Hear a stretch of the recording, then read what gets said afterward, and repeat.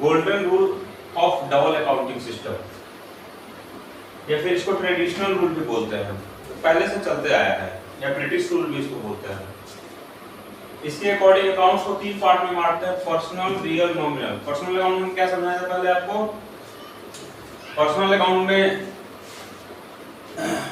Ram account, Mohan account, Sita account, ICICI bank account, SBI account, ये सब account होते हैं, टाटा अकाउंट, बाटा अकाउंट।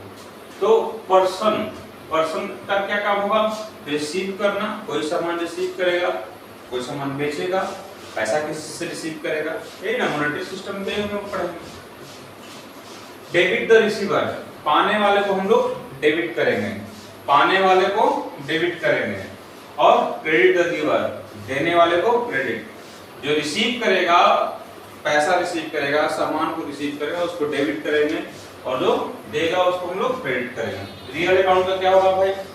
तो रियल अकाउंट में क्या होता था? कैश होता था, फर्नीचर होता था, मशीनरी होता था, बिल्डिंग होता था। Debit what's comes in, credit what goes, जो आएगा उसको डेबिट, जो जाएगा उसको क्रेडिट। अब भाई आएगा कि बिल्डिंग आएगा कैसे? तो बिल्डिंग आएगा नहीं, बिल्डिंग को हम लोग परचेज करेंगे, तो बिल्डिंग हमारे नाम पे ट्रांसफर हो जाएगी थ्रू द रजिस्ट्रेशन, ठीक है? तो उस तरह से हो सकता है। तो डेबिट व्हाट्स कम्स इन और क्रेडिट व्हाट गोस आउट। जब पैसा मान लीजिए हमारे पास आता है तो डेबिट करेंगे, जब जाता है तो उसको क्रेडिट करेंगे। कैश अकाउंट जब आएगा कैश तो डेबिट, जाएगा तो क्रेडिट करेंगे।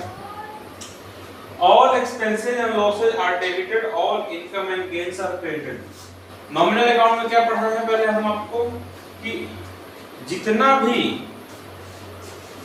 एक्सपेंस है, जितना भी लॉस है वो डेबिट होगा, जितना भी एक्सपेंस है और जितना भी लॉस है वो क्या होगा? डेबिट होगा, और जितना भी आमदनी है, इनकम है, और जितना भी प्राप्ति है वो क्रेडिट होगा। तो इस तरह से हम लोग रूल को फॉलो कर सकते हैं, ठीक है? अब सबसे पहले ये रूल फॉलो, ये तो हो गया ट्रेडिशनल हो गया, और एक मॉडर्न रूल भी है, वो भी आप लोग को हम बता देते हैं।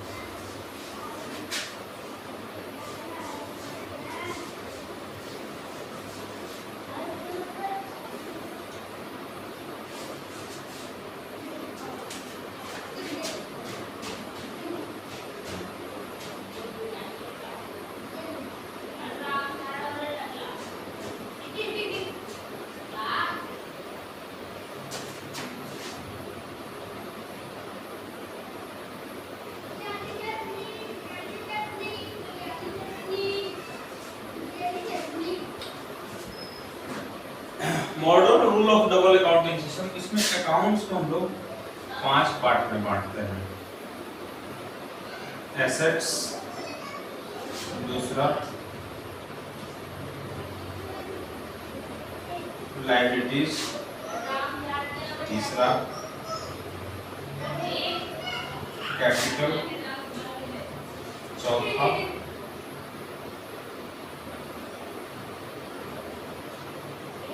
रेवेन्यू या इसको प्रॉफिट मान चलिए, पांचवा होता है लॉस, ठीक है?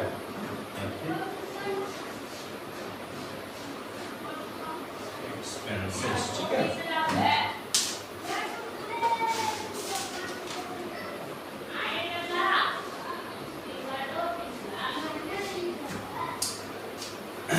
Modern rule of double accounting system, इसको कुछ लोग डायमंड रूल भी कहता है। एक्चुअली अकाउंटिंग इक्वेशन रूल है, अकाउंटिंग के इक्वेशन के अकॉर्डिंग ये चलता है। एसेट्स जब इंक्रीज करेगा, इंक्रीज देन डेबिट, एसेट्स जब इंक्रीज करेगा देन डेबिट, और डिक्रीज करेगा तो इसको हम लोग क्रेडिट करेंगे। बड़ा आसान है, उसी तरह से है जैसे वो होता था, ठीक है? फिर लायबिलिटी, लायबिलिटी जब भी है इंक्रीज करेगा तो क्रेडिट होगा, जस्ट उसका उल्टा हो जाएगा, है ना? जब इंक्रीज करेगा तो क्रेडिट हो जाएगा, और डिक्रीज करेगा तो डेबिट। एसेट्स का अपोजिट भी लायबिलिटी ही होता है, ठीक है। और कैपिटल, कैपिटल जब भी हमारा इंक्रीज करेगा तो क्रेडिट होगा, क्योंकि कैपिटल में लायबिलिटी ही होती है ऑर्गेनाइजेशन के लिए, बिजनेस एंटिटी कॉन्सेप्ट के अकॉर्डिंग। और डिक्रीज करेगा तो डेबिट होगा, ठीक है। रेवेन्यू, रेवेन्यू यानी प्रॉफिट इंक्रीज करेगा तो क्रेडिट,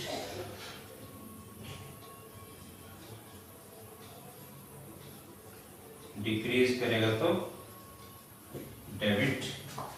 इसका अपोजिट हो जाएगा ये।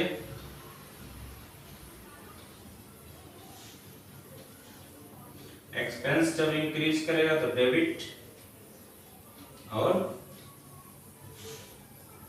डिक्रीज करेगा तो क्रेडिट। जस्ट उल्टा इसका होगा, यहाँ जरा समझ लीजिए। एसेट्स बढ़ता है तो डेबिट होता है, घटता है तो क्रेडिट होता है। लायबिलिटी बढ़ता है तो क्रेडिट, घटता है तो डेबिट होता है। यहाँ इंक्रीज किया तो डेबिट, यहाँ इंक्रीज किया तो क्रेडिट, उल्टा हो गया ना। उसी तरह ये डिक्रीज किया तो क्रेडिट और ये डिक्रीज किया तो डेबिट, सेम पैटर्न इसका चलता है, ठीक है। अब आते हैं रेवेन्यू। रेवेन्यू मतलब प्रॉफिट, प्रॉफिट होगा तो मेरा जाहिर सी बात है प्रॉफिट होगा, लायबिलिटी बढ़ गया तो क्रेडिट करेंगे और डिक्रीज करेगा तो डेबिट करेंगे। तो इसका अपोजिट होगा, इंक्रीज करेगा तो डेबिट और डिक्रीज करेगा तो क्रेडिट। ये और ये तीनों एक रूल है और ये दोनों एक रूल है, समझे? तो इसको याद कर लीजिएगा। इस बेस पे बहुत सारे क्वेश्चन आपसे बनते हैं, मतलब यही बेस है, यही जर्नल का यही बेस है, कह सकते हैं कि रूल ऑफ जर्नल एंट्रीज। तो जर्नल एंट्री का यही बेस है, इसी के आधार पे जर्नल एंट्री हम लोग करते हैं, ठीक है। इसको नोट कीजिए।